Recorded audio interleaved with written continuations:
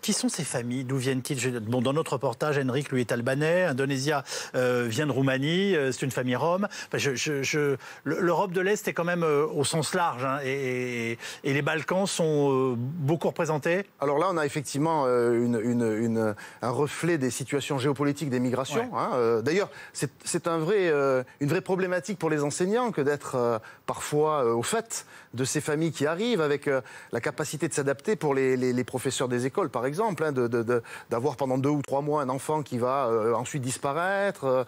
Donc c'est une faculté d'adaptation qui est extrêmement importante. Ouais. Et donc ces familles, elles peuvent venir, elles sont un peu le reflet des migrations actuelles. Alors beaucoup, effectivement, venant d'Europe de l'Est. Le cas albanais est un cas particulier. On est en dehors de l'Union européenne. Oui. Le cas des Roms est un autre cas. Oui. Et il me semble que c'est une situation qui montre à chaque fois des cas particuliers, mais au final se pose peut-être...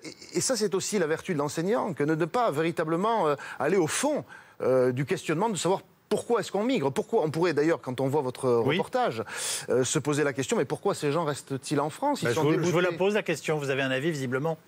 Je crois que même, à la limite, c'est difficile de considérer qu'il faut avoir une réponse claire sur ce sujet. Pourquoi est-ce que les familles restent en France? Il peut y avoir plusieurs critères. Peut-être que la France reste accueillante ou attirante, en tout cas, et peut...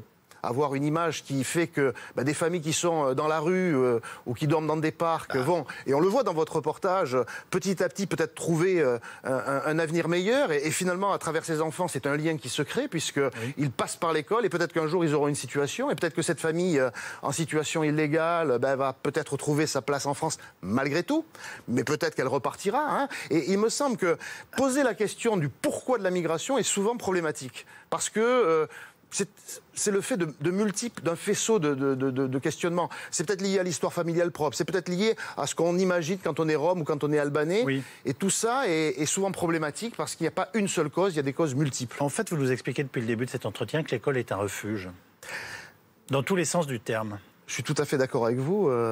L'école est un refuge. L'école est un refuge pour les enfants, on le voit. Hein, c'est une sorte de bouée de secours. Les enfants n'aspirent qu'à aller à l'école lorsqu'ils sont en dehors totalement, disons, précarisés. Et l'école est un refuge aussi parce que les enseignants ont un regard bienveillant, ont un regard accueillant, ont un regard qui, justement, est dépoussiéré de ces éventuels stéréotypes dont souffrent les familles par ailleurs.